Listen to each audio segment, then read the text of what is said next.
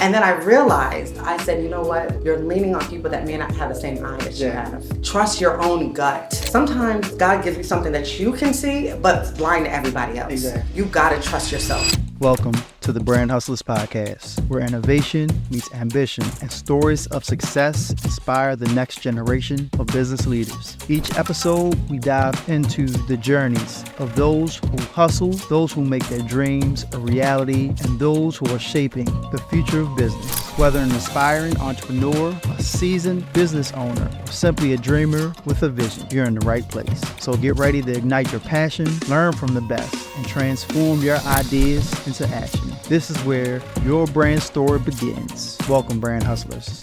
What's good, Brand Hustler fam? We are back again with yet another episode of the Brand Hustlers Podcast. And today we have Miss Shavonna Powell. This is actually my first podcast where I am interviewing someone I've never physically met. So this is actually how I envisioned Brand Hustlers being in the first place, because I'll be out somewhere and I meet someone and we have this awesome conversation, organic conversation, and I always say to myself, we should have recorded that. So this is actually the first of many to come, and I'm so excited to introduce you to Miss Shavonna Powell and introduce myself to Miss Shavonna Powell. So we're just gonna hop right into it. So Shavonna, I'll let you introduce yourself. What's your name? What do you do? And what's your name? What is it that you do? So first off, thank you for saying my name correctly. A lot of people jack up my name, but it is Shavonna Powell. I am short-term rental market. So I do Airbnbs, which I have one in DC. I also have a property in Baltimore, and I'm expanding. And I also do a lot of network events. I do it specifically for minority people in the short-term rental market, especially as a woman. There's a very, very small market for like women in this market where you're flipping houses or you're doing investments, especially as a minority woman, right? So those are already there. There's already stigmas there. So for me, I'm that quiet little shark that's in the background in this business. That's what I am. Okay. One, I guess, where are you from originally? Like, where are you located as far as like office space, or like where do you do most of your work? So we go all the way back. Originally, I'm from Springfield, Massachusetts, a super, super small town in Massachusetts. I came down here, DC area, I want to say maybe 17 years ago. I'm mainly in between DC and Baltimore. DC is my home. It's always going to be. I mean, I've been down there since 2007. I love DC. DC has such a unique vibe. Not taken away from Baltimore, because Baltimore is beyond up and coming. I think for a long time, people were afraid of Baltimore. The Wire didn't give it the best impression. But Baltimore has beautiful gems, and I'm learning that as I invest in it. Mm-hmm. So what initially brought you here to? You know what? What brought you to DC? So originally I got married and I moved down to DC. That was originally how I came down here. Since divorce, and I stayed in the area. I loved it. I fell in love with it. There's something that's so unique about this DMV area that I couldn't replicate in Massachusetts. So I was like, I'm just gonna stay down here. I ended up falling in love with it. I mean, like literally, you can be in DC, you can hop to Annapolis, you can go to the beach. There's so many things around the area, which made me want to stay. Also, I am like a HBCU alum. I went to Clark, Atlanta. So when I saw Howard down the street from my DC property, and then I go to Baltimore, there's Morgan. Like there's so much culture here that you can't duplicate it. Like that's it. Long to short-term rentals. Mm-hmm. What did you do prior to getting into short-term rentals? I was a teacher. You were a teacher? I was a teacher. Wow. In DC public charter schools for 14 years. Wow. Yeah, I was a teacher. I mean, and you see a lot. You see a lot of stuff. I think that was the biggest. What age group before you? I did all. So I'm mainly in DC.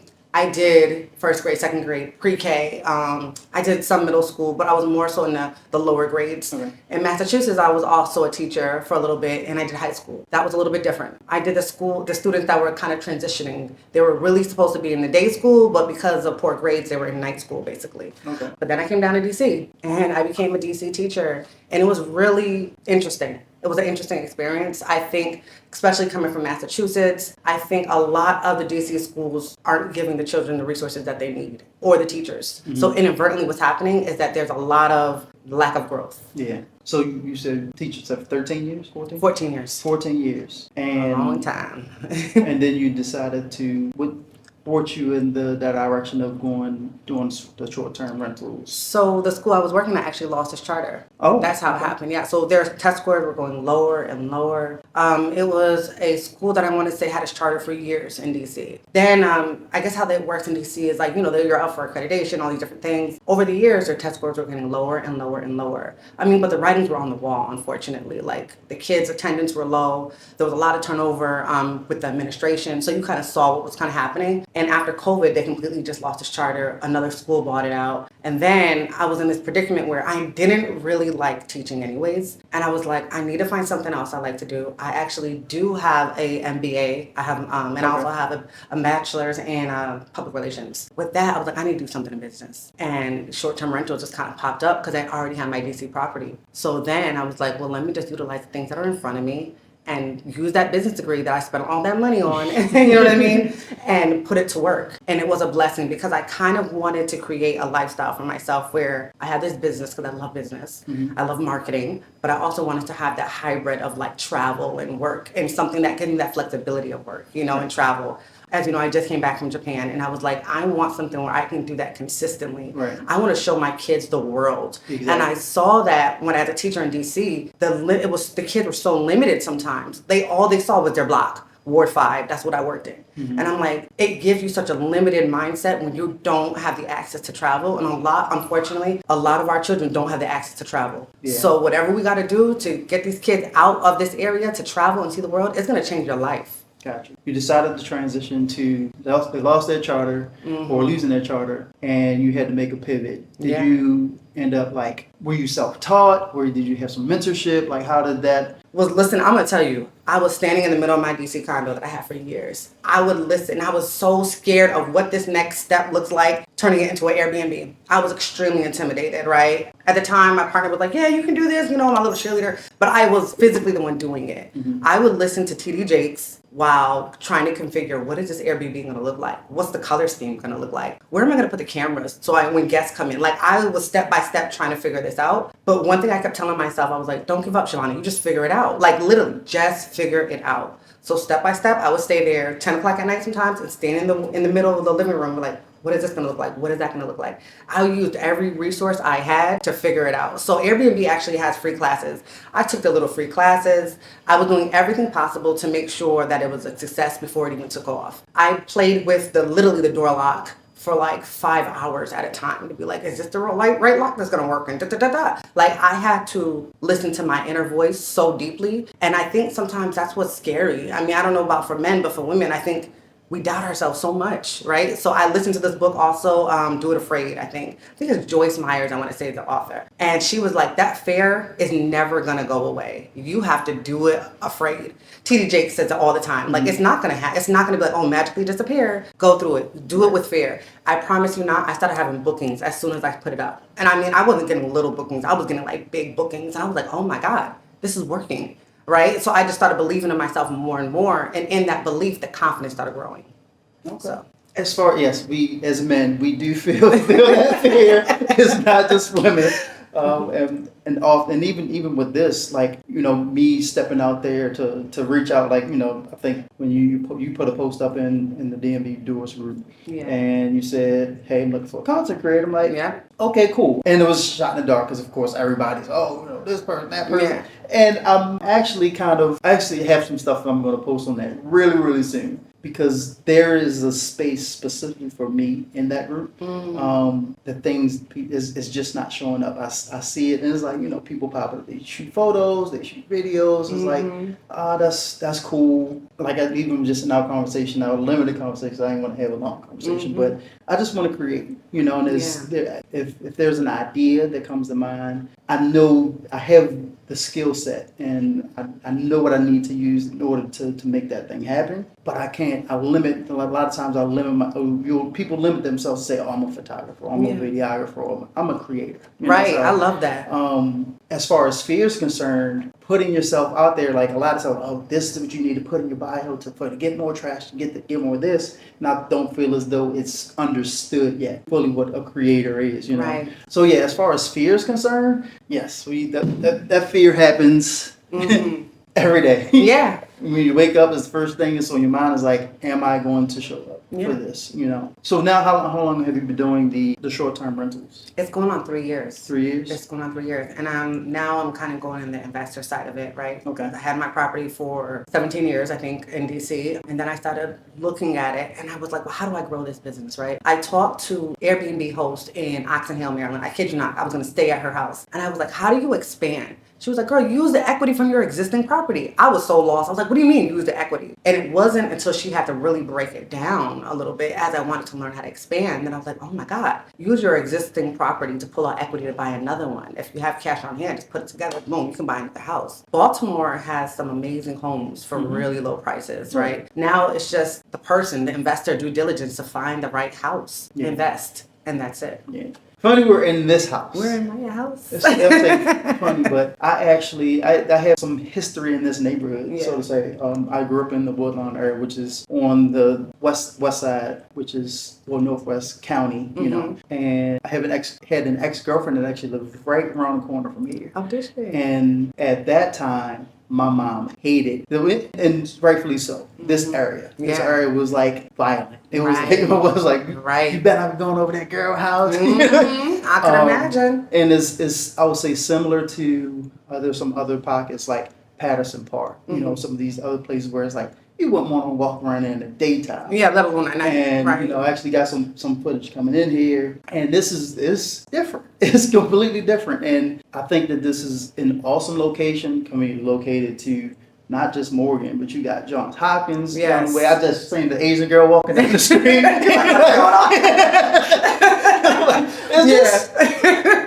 in Baltimore. Looking at a white lady right now, but the freaking like this is wild because I mean I've been down Green Mountain, you know, passing through. I have shot some things over at Johns Hopkins, but I haven't been back here in these neighborhoods in quite a bit. This is different, you know. Because in my mind, you know, like, am I gonna be safe parking? Right. You know, those are things we think of as parents. Yeah, absolutely. And I know that God got me, whatever. But it's one of those things where, like, you know, like doors is just open. You know, it's just like this is completely different. So it's changing. Right, and that's what I think it's telling us a larger story that our areas are changing, our neighborhoods are changing. Right, I always say, like, especially, so I went to Clark Atlanta. My professor, I mean, she put it in my head, girl, you better buy your house. You better buy your house, especially as a minority. Girl, buy your house. So at 23, my mind was like, I want to buy property. Like, that was in my head. That was in the back of my head. 23, bought my first property. I was like, this is what I want to do. And I was like, it just makes sense. So I think for specifically minority people, like, buy homes and buy a lot of them fast and buy it young. Like, had I really understood the process at 23, I would have bought probably 4 more houses in DC. Right. Like, I was scared to buy the one, but I was like, I remember seeing condos for $50,000. I wish I found one for $50,000 now in DC. Wait. So, right, exactly, right? But what's interesting is that I have a 10-year-old son, and he was like, Mommy, when I grow old, can I have the condo? I was like, yeah, absolutely. Around the street from Howard, right? It's not very far from Howard. And he was like, I want to go to Howard. I want to get my PhD. These are the things that he's seeing at 10 years old. Like, it's his norm to know, like, oh, we have this property or whatever. But I think that that's something that should be the fabric of how we move as a people, right? For sure. Because Baltimore is changing. Like, it did have this kind of vibe to it. But like we said, we're in Waverly. Like, there's so much stuff happening. There's farmers markets. There's John Hopkins. Now is the time. And the rec center right around the corner. Exactly. It's actually looking really, really nice around here. Yeah. So you have one son? I have 2 children. Yeah. 2 children. Yep. And 8 and 10. What is your goal? Like, where are you now? Like, how many properties you have? And as far as investing, like, what's the goal? Where do you see it going? Because, like you said, you're looking to put your son in the condo. And he got a good 8 years. He got 8 years. Yeah, he got about 8 years. Yeah. And you'll probably have, you know, how many properties? You know, or in DC, like, DC's hard. Exactly. DC's hard. Yeah. I'm hoping to continue to grow. Right now, I just finished this purchase. I've just finished flipping it literally like maybe 2 weeks ago. I'm looking to invest in another one right now. But I want to continue to grow. I don't necessarily have a cap on it. And I don't think I should necessarily limit myself. I definitely want to get to Airbnb arbitrage too, where I'm renting out someone else's space as well. And I started hosting some business events. I want to get into that market as well. I want to continue to expand. I think my end goal is to create a lifestyle for myself, for my children, where flexibility happens. I love the idea that when I was in Japan, I was literally opening this front door, I kid you not, for someone to come in and fix something real quick for me. I love that level of flexibility. Be able to go into a temple. I was just in like I think it's a Buddhist temple in Japan yesterday. To have that serenity, to have that quietness, and be able to jump on a flight the next day and be back in the States. That's the kind of lifestyle I wanted to create for myself and hopefully for my children as well. Okay. So it sounds like to me there's also some international Airbnb. Yes, I'm hoping. I love Morocco, so hopefully, I can look to some Airbnbs internationally. Because me and my brother, we actually have our eye on a few things. One place actually being Belize. Yes. We actually have a family friend that actually has 15 acres down there. Wow. Which we want to put an Airbnb location on, when we're not there, we'll rent it out or whatever. That's definitely on my radar as well. Yeah. So we can definitely sit and talk about that. Yes, and chit chat. Yeah, I think the expansion is great. I think I started traveling when I was 14. When I was an African dancer, and my parents, I don't even think realized that they sent me to Africa with my dance teacher at the time. They put a little traveling bug in me. I was 14, and I was like everything was like amazing. Everything was new. Everything was like my dad says, another world. That's what it felt like. And at 14, it literally changed my mindset. But then I also still had that business in the back of my head, and I was like, I need to collaborate and put these together. Yeah, for sure. Yeah. Definitely having those experiences, for me, leaving out of, I didn't do a whole lot of, say, traveling outside of, other than like for vacation. Like we would go to Myrtle Beach, Virginia Beach. I think that was like the extent of where we traveled. But me having to move away from home was I think the biggest. Going to college, and I went to Norfolk State. Oh wow, okay. And it was just, I had to get it on my own. You had to figure it out. Get some new friends. I had to kind of lean on some things that I wasn't necessarily familiar with. So I think that the traveling aspect or the moving away from your original place expands you to a place where you have to stretch a little bit. You have to. And I think it makes you force your gut to listen to your gut, right? Because when you're traveling, you're seeing so many new experiences. You're seeing so many new things. But you have to say, does this area, because you may not know all the areas that you're traveling to. So you have to say, does this feel right to me? Maybe it doesn't feel safe. Or maybe it does, right? You have to lean into that confidence within yourself. I kid you not, when I was doing this particular property, I was afraid of the colors because I was like, I never usually do bright colors. And I was like, you know what? I really love yellow. Yellow's one of my favorite colors. And I was actually one of the contractors, and he was like, well, I don't know. He was kind of like, well, maybe this, maybe we should try that. And then I realized, I said, you know what, Shavonna, you're leaning on people that may not have the same eye that you have. Trust your own gut. And I told myself, it was so crazy, like hit in that moment, that sometimes God gives you something that you can see, but it's blind to everybody else. Exactly. You got to trust yourself. I remember even before we got to that point with the realtor when I came in here, she was like, I don't know, honey, maybe we should look at other properties. This is foreclosed, da, da, da, da. I said, no, there's something here. She came back after it was done, and she said, oh my God. You saw it. I didn't see it. She said, you saw it and you saw it through. Literally, when we came to the property, like I said, the backside, all it was not balanced. It was off. But I was like, nope, there's something here. Not only is it the physical property, the location. I said, this is only going up. You got to, and I had to trust myself and understand that. Okay. Seeing the potential in this, and even I'll say going with your gut. Would you say that is a characteristic of your brain per se? Is that something that you're looking to really? What are you looking to do with your brain that's different than any other? I would say short-term rentals that may be in the area, or just in general. What would make you stand out? I think the biggest thing that makes me stand out is that I lead with integrity and morals. That's one of my biggest things. And it sounds weird. How does that even relate to business or short-term rentals? You know what I mean? Where does that even come from, But I think I treat every single one of my guests the way I would want to be treated. I interact with them the way I would want to be interacted with. If they have a problem at 2 a.m,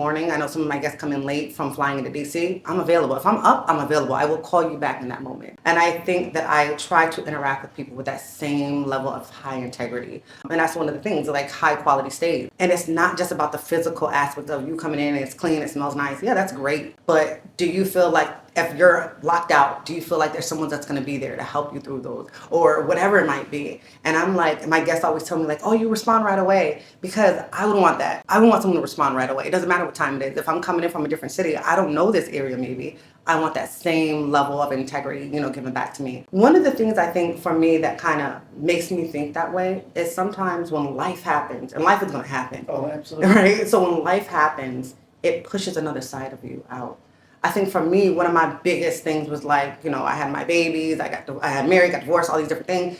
It forced another side of me out that I didn't even know that was there. Right. She was just like a little girl on the side, ready to come out. And I was like, wow, me trusting my intuition, me learning and listening more to myself, it shows it up differently, right? So even with my guests, I want to be their highest, I want them to have the best experience when they stay at any of my properties. I want them to be like, yes, I had a fantastic experience with that lady. Right. And they send you out anywhere else. Yes, exactly. You got properties? You got properties. I want them to walk away better than what they came when they left my property. That's my biggest thing. Walk away with a happy experience. So this is, like I said, I don't know, I'm looking around the house and the decor is definitely nice. Got some good reads here. Thank you. The kitchen is very right. Got nice dining room, signature walls. Why go so far out the way to really bring these amenities here to a city location? I love that you asked that.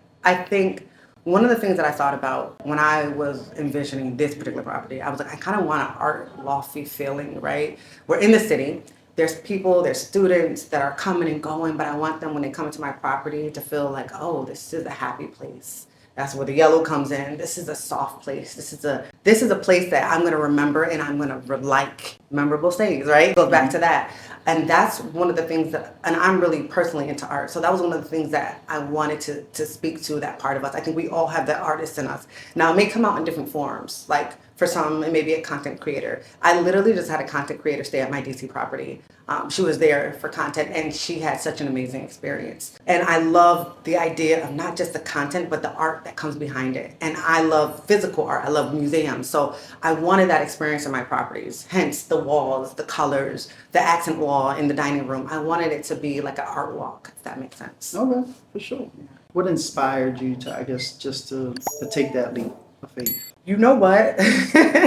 I think when life happens, and it may not be great experiences, I think sometimes those negative, really hard experiences pushes out that greater version of you. So that's what actually, for me personally, made me take that leap of faith. It was, if I could go through something as tumultuous as a divorce, I can get through anything. That's it. It was just bottom line, And I think it pushed me to another level, like I said. And then also, I think seeing my children grow, if that makes sense. It sounds so different, but seeing my children, their mindset grow, their expansion, I'm like, it makes me want to be the best version of myself for them. It makes me want them to look back as they get older and be like, oh, well, mommy did this, mommy was here, but she did it anyways, because I want them to live like that as well. Because I guess you could have, easily found another school. Easily. Easily. And I thought about that too. I could easily work for another school. I could easily do X, Y, and Z. But I was like, but that's not living my biggest, greatest life for myself, right? I think one of the things that I am learning and I'm walking in is to don't live the life for me, for myself. Don't live the life that is easy. Live the life that might be challenging, might question everything that you are. But for me, baby girl, the results are going to be so powerful. It gives you a level of confidence that you can't get from me from a 9 to 5. I never liked the idea of being in one place at one time, you got on somebody else's time. I'm like, no, I want to be in my own time. Yeah, so you had you said you had a content creator stay at your DC location. Yeah. And she created content specifically for that? For that location, yes. Location. So I recently, just as random, I recently have had 2 different content creators reach out. One, she was going to stay there for the summer, and the other one was just there for the weekend. And it's interesting how that property itself is kind of creating its own buzz, which is interesting. I'm like, oh, that's different, where because of the way it's located, it's near Union Markets, it's near downtown, it's kind of creating its own buzz. But then also on top of that buzz, you'll see the reviews. It's like, I respond immediately. So it's like, oh yeah, it's a cool location, but this host is responding. If you need something, she's there. So it's creating that experience as well. So yeah. I know I asked you about your goals, and as far as you're investing. Yeah. What's the next? What's next? Like, what is there another property that's being purchased, worked on? Is there, like you said, is there arbitrage? Like, Yeah. What's next? So I think what's next for me is definitely arbitrage, right? And I'm looking, like I said, another property, but I think I really want to get in the arbitrage space. And specifically, I want to do it in this area, but I do want to venture out. I do want to look at maybe Houston or Atlanta, different areas. One, because I went to school in Atlanta.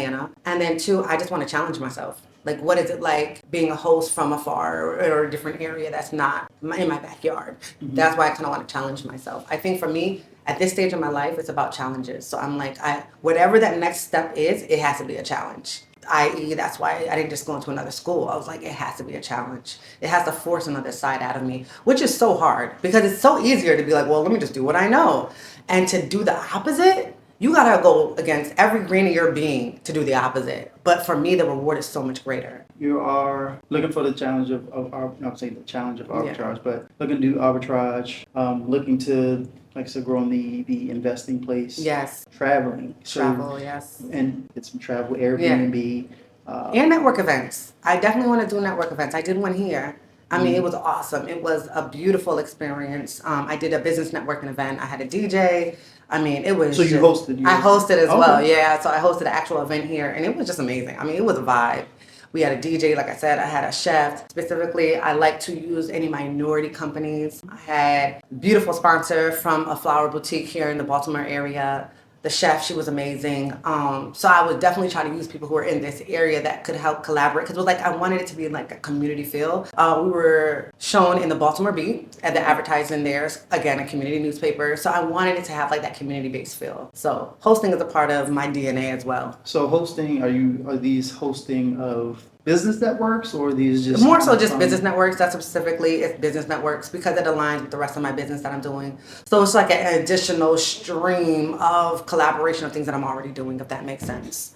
So that's what I used it for. When is the next? I'm hoping, honestly, I really want to do one probably by December, but I want to do a businesswoman empowerment one. That's what I'm trying to do. The next one, again, aligned with the business, but for women specifically. Okay. Wow. Because I think women were just unique. Okay. No shade on no men, but women, I mean, we are powerhouses. When we really tap into ourselves, I personally started working with a lot of women just for that specifically event too. Almost everyone I hired was a woman too. The party planner, except for the DJ, the party planner, the chef. I got a DJ for you. Who's a woman? Yeah. I mean, women, we together, we are just powerhouses. It's beyond we can have children and keep working and, the way we think. And I thought about this. I heard a lady not too long ago, she said, if you can run a household, you can run a business. Absolutely. And I'm like, absolutely, we can do that because we think of the details. And I don't know if men move the same way, but for a woman, we don't just look at the long-term goal. Like when we're thinking about setting our child up to a new school, some men will be like, oh, I'm just gonna drop them off at the school, right? No, we're like, okay, they need a new bag. Who's gonna be their teacher? What do they need to get ready for this new grade level that they're going into? Like we think of all these little small details and the same thing happens in business. Right. When I was doing this network event, one of my party planners, who was just excellent, she was just like, okay, and how many silverwares are we gonna have? How many plates are we gonna have? Like the details. Who's thinking of these details? You know what I mean? But I think historically that's how businesses operate. Like right. Usually, if they are men CEOs or whatever, like they may have the grand idea, and then right. Of course there's their team in which there's a woman that are thinking of these details. Yeah. So and putting a woman boss or a woman CEO, and that just becomes details on top of details. Yeah, and what's so crazy? I was listening to this book, Think and Grow Rich. Amazing book. And then one of the things in there, they were saying that there are a lot of these men who are in the forefront, but there's that woman that's behind them that keeps everything kind of aligned. And I was like, yep, that's pretty much true. Because I can tell you, like, even for myself, like, yeah, I'm, right now I'm doing this podcast. This is mainly me. Mm-hmm. But there are a few aspects like my video production business where,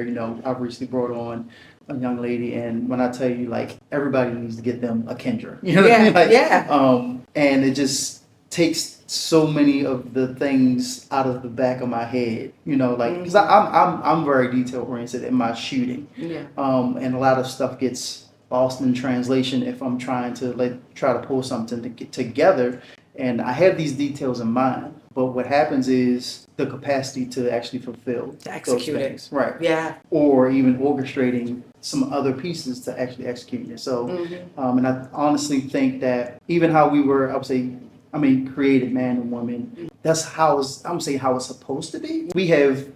We're supposed to play off of each other. You know what I mean? I'm supposed to give it to you, you're supposed to give it to me. Absolutely. And there's supposed to be a synergy versus like, oh, I'm the man, I'm in charge. Yeah, it has to be that balance. There's that balance that's And there. even in marriage, like for myself, like for me to think that I run the house or whatever and whatnot, it's dumb. It's dumb to even think like that, yeah. Right. Versus like this is my partner in this. Like we're trying to figure this out. Like there are things that she'll be able to give to my son that I can't, or my daughters that I can't. And there's things that I can offer to them that she can't. And playing off of each other's strengths to be like, hey, can you take the lead on this? Absolutely. Or this is what I'm thinking. Let's start to do that. And I think what's really has been happening in society lately is one, social media. Right. Yeah. And we're taking so many people's advice, one that don't have the experience, or they have this experience on a lot of things maybe based around trauma. And they are projecting their experience on everybody else. Oh, this will never work. And it goes haywire because, all it takes is for one person to agree. Or another person, and it becomes a snowball, and then now it's a viral clip, and now you have a whole demographic of people thinking a certain way about marriage, and it's sad. It's so sad because I feel like there's a whole lot of we see the grass is greener on the other side, or people devaluing themselves to a degree where like. Let's say, oh, you shouldn't let him treat you like that, or you shouldn't let her treat you like that. Like, do you know and it's not a matter of disrespect. In a lot of these regards, like you have to have. You gotta have that give and take. Right, you have to have a give and take, or I would say play a role. Everybody does, It's I don't even know where I'm going with this conversation. No.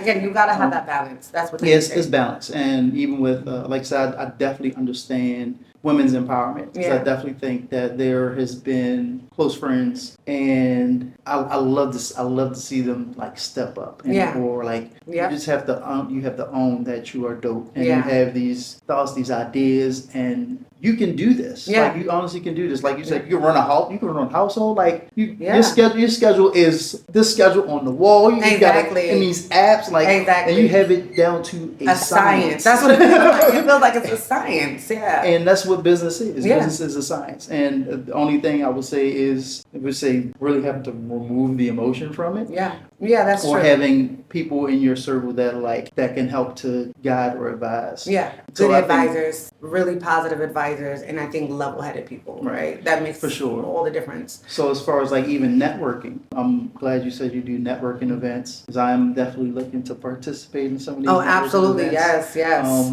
We will be and mine's our Brand Hustler exactly. at one of her next networking events. That's right. We have each one of the business owners to show up and get a nice little 5-minute segment. Yep. That'd be really, really good, because I think that's the thing, we have to build with each other and build together, for sure. continuously and let that growth manifest itself into something else. I think the interesting thing that I personally found is like, as I'm working with these different women in these different sectors, there's always that person that's like, so is there a man? Like, is there, there's always like, I need a man to invest and I need a man to like move this money. And I'm like, no, I know how to move money. And I think sometimes even when I'm with bankers or whatever, even some people that I'm interacting with, they're like, oh, are you doing this with a man or da da da da da? I think it's very hard sometimes for people to conceptualize that a woman has all the smarts to move money and to move property, and I think, again, especially with flipping homes or bringing in type of any investments, that you're interacting with a lot of different people. Right. So to the banker, to the construction person, to the person who's kind of overseeing the construction workers coming in. These are, and it's a really male-dominated field. All these people are usually male. Right. And then there's definitely a connotation where, females interacting with construction workers or let's say construction. It's almost like, a woman going to a mechanic or something. Right. It's the same vein. Yeah, unfortunately. If you present yourself as you know what you're talking about, they won't try to gonna try to get over on you. Absolutely. I mean, I've definitely had, even right now in my journey of investing, I've had men literally be like, okay, baby girl, it's okay, I got it. I'm like, I'm not baby girl. I'm like, I don't know. Like, no, you get this. Exactly. This is the paint that I want. Yeah. You have to be really specific. With this drywall, yes. Yeah. I spoke to, I'm actually in a Black women investment group. And I've really, in that group, I have learned so much. They meet once a month, I believe, in DC. And there was a Black woman who was an investor, and she does it in Baltimore and other areas, 2 women. She told me the best advice. She was like, don't let these men play you. Like, be straight, no baby girl, no nothing. Like, you have to come completely like any other person. You know what I mean? Forget that you're a woman. Just be like, is this work being done? It's on our timeline. Is it going to affect my budget if we are not on our timeline? You know what I mean? And I think that's the biggest thing. Like you said, almost you got to get emotions out of it and say, how is it going to affect my bottom line? Right. You know what I mean? So. Right. And that's funny. I'm actually reading Psycho-Cybernetics. I would say the first thing that I have to remind myself in the morning is who I am. Right. Who you are, exactly who you think you are. As a man, think of so is he. Right. And how we think about ourselves is how we present. Yeah. So sometimes like, oh man, I hope that this person can help me do this, or you're presenting yourself like as needy or not knowing, ignorant. Then it becomes that's how people will deal with you. Absolutely. So, but that's a good point. When you go out there and it's like, I know this business. Yeah. Even if I don't know everything, I know what up to this point, and I've had these experiences, and I've been able to maneuver like this. Yeah. You present that, and people will then treat you. Oh, absolutely. Like, she's serious. Like, let's not play with her. Exactly. Let's not play with that one. I find this book has definitely really helped to constantly remind me, myself, like every morning, like this is who I am, this is who I say I am, and this is why my value is this. This is why you will pay this for my video productions. This is because I'm putting the time, I'm putting the effort, I'm investing in the knowledge and the know-how to actually make these things happen. So same thing on your end. Like I have these properties. I've gone through these amount of construction, these amount of demos. I've dealt with these contractors. Like, you're not about to play with me. Yeah, exactly.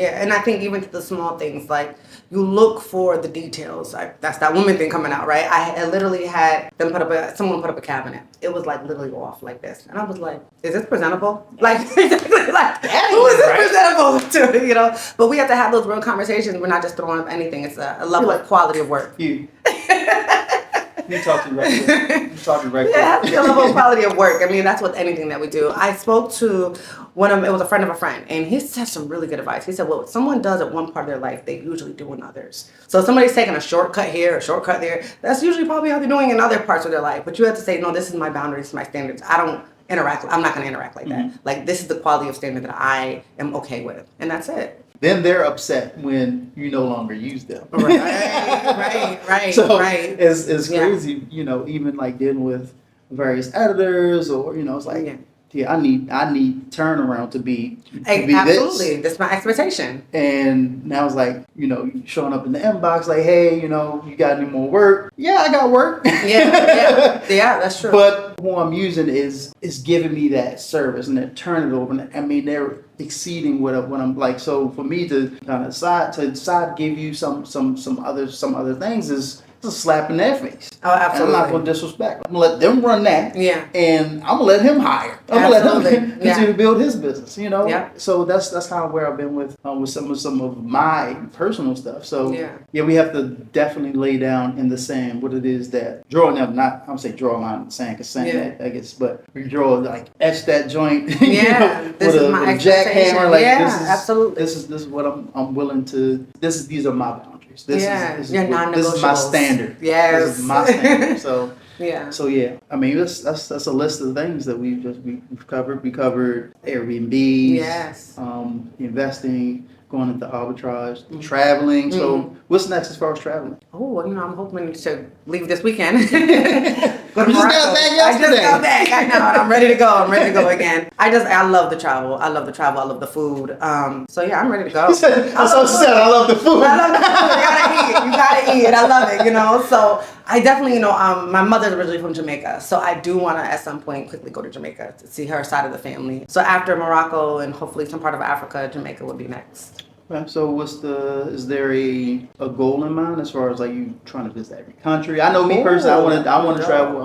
I want to visit all the wonders of the world at some point. That would be amazing. Yeah. So Absolutely. I don't necessarily have a goal of visiting everywhere, and I thought about that myself too, because actually I have a book right there of a young black lady who visited every country in the world. That one that's right underneath the first book. Catch Me If You Can. Yeah, Catch Me If You Can. She visited every country in the world, and I was like, oh, that's so dope. That's amazing. Now I don't know if that's for me, because there's certain places I don't have a desire to go see, but on my list is to go to Nairobi, Kenya, in South Africa. Those are on my list. That's my personal list.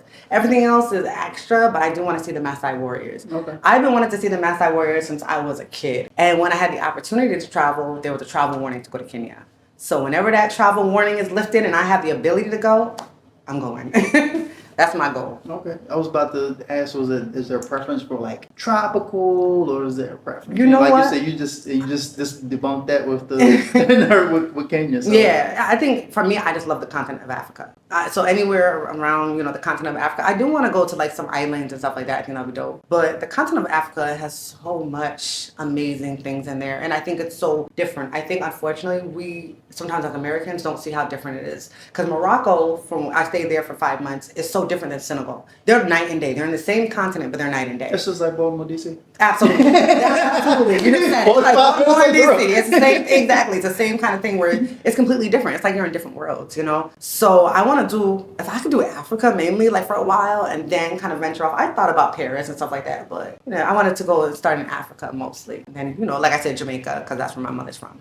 Okay. You've put the rubber to the road, and you've got, the Airbnbs, these lush, laid out, creative. When I think yellow, I think creative. So yellow is a color that I added. My normal color scheme is usually black, white, and red. Mm-hmm. I've started to throw the yellow in there because there's a level of creativity with yellow. Yeah, and it has a vibe to it. Like, that's the thing. And it's bold. It's bold, right? Bold there creative. are certain colors that are supposed to speak to different things. And I don't know if it's that West Indian in me, but I love bright colors. Give me some bright colors. Despite what I have on today, I usually really like bright colors. So, yeah, I love the yellow and the bold.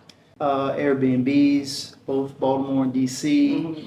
What would you attribute this hustle to, like this grind, like the go-getter? I love that. Why would you consider yourself a brand hustler? Ooh, I love that. That's a great question. I think for me, it's family. I think that gave me that hustle, behind it, and it's that fighting spirit, like where I'm like, I'm gonna make it work. Like where I went to Clark Atlanta, you're gonna find a way or make a way. We're gonna figure it out. You know what I mean? If you gotta jump off the plane and keep it moving, and that's what it is. Excuses are non-negotiable in my world. Like I tell my little son that, like that's a non-negotiable. I don't speak excuses, And I think the more and more I get focused and tunneled, like there's no room for error. You better have a backup plan. If that plan A didn't work, get plan B. But there's no reason for that didn't work out. Oh, I gotta go do something else. Let me go chill.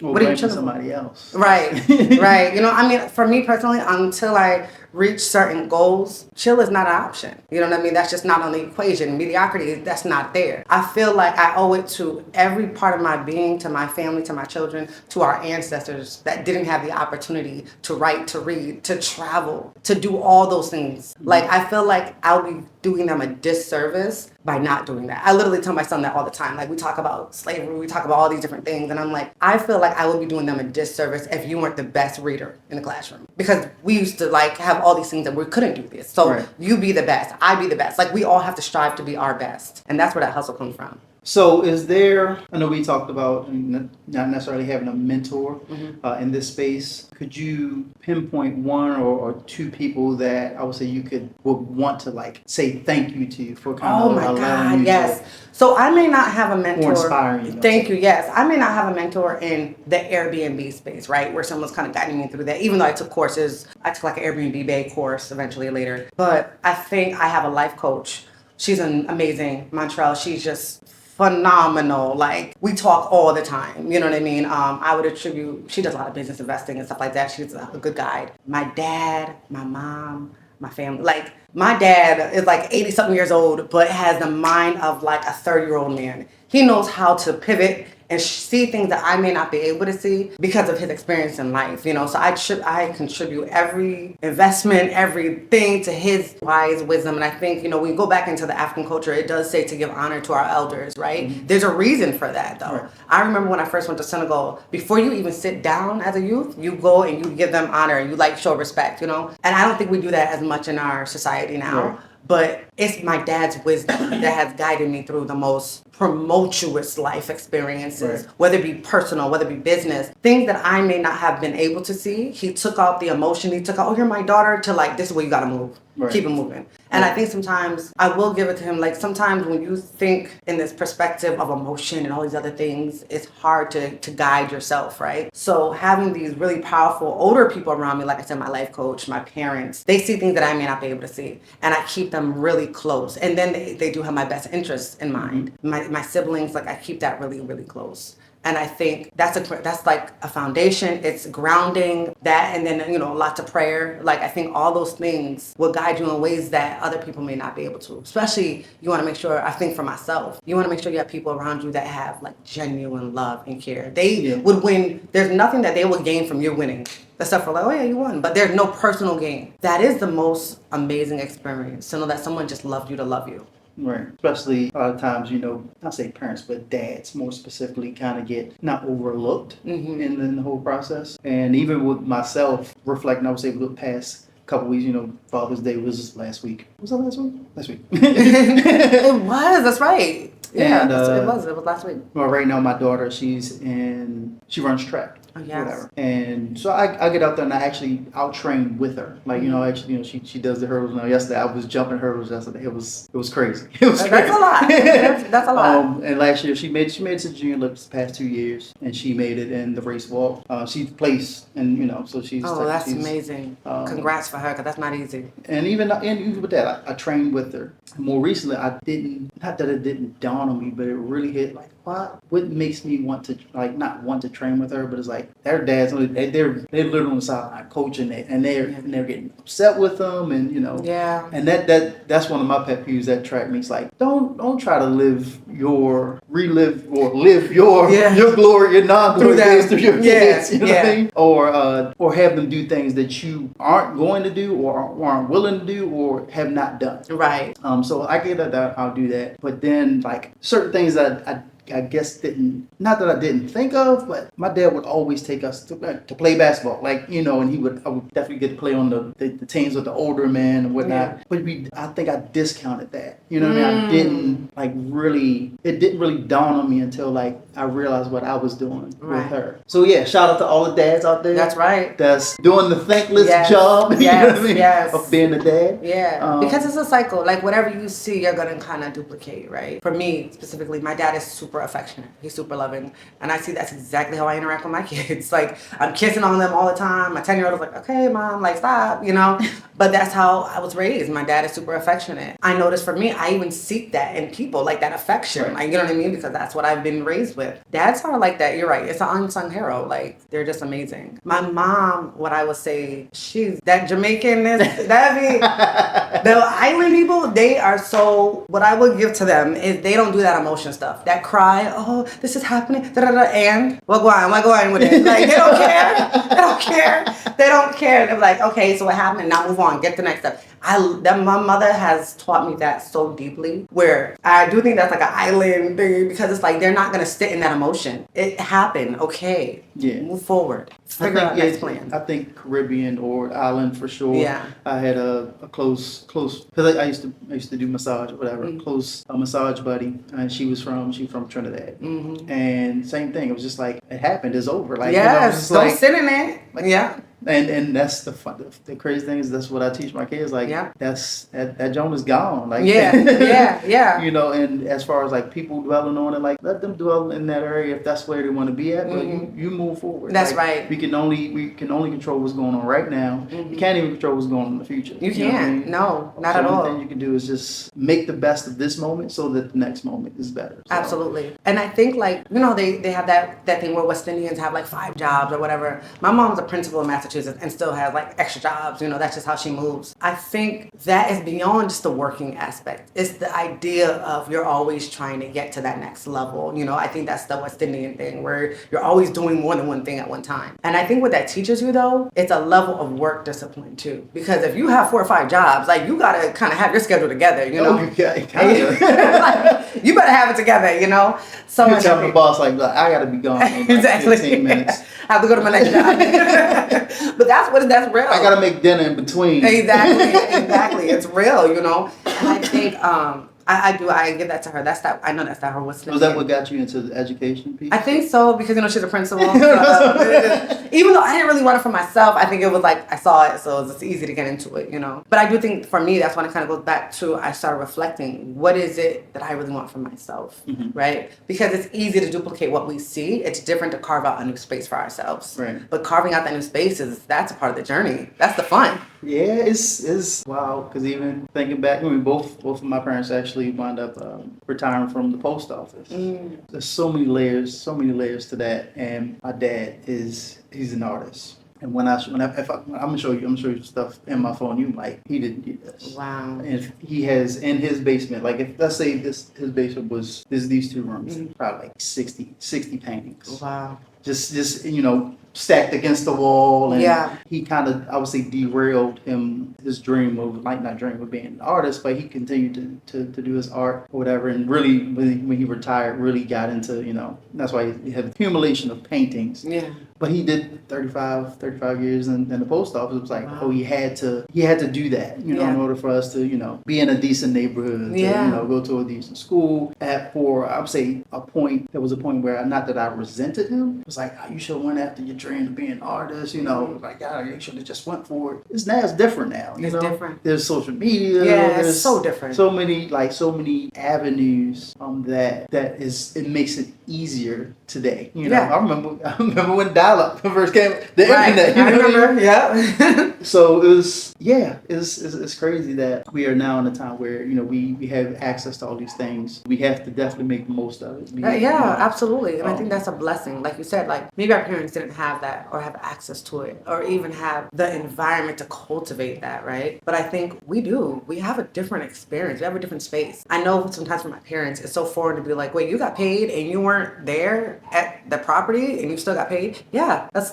different. It's a different experience. And I was like, if I had bookings and I'm away from the country, I still get the money, right? That's a really different concept for someone who's in their 80s. They're like, you have to work in a physical place and then you get paid, right? Nope, not anymore. And it's hard for them to wrap their mind around me possibly leaving, you know what I'm saying, me leaving the fire department soon. It's like, and you're gonna do what? Like, it's like, you know, because, you know, having guaranteed pension or, you know, these benefits, and it's definitely hard for that older generation that's kind of like, all right, go ahead, go after it. So, but I think sometimes with that, it's harder for the person receiving it too, because now you start questioning your movements. You start questioning like, well, should I do this? Should I not? And then it's hard to lean on your own self and confidence because you trust the people who are telling you these things too, right? Exactly. And you want to make them happy. There's a part of us that usually wants us to make our parents happy or our loved ones happy, even if it goes against what we really want to do. So you're hearing that outside noise, and then now internally you have those same kind of voices that could be loud. Oh yeah. You know what I mean? That you almost have to quiet down and be like, no,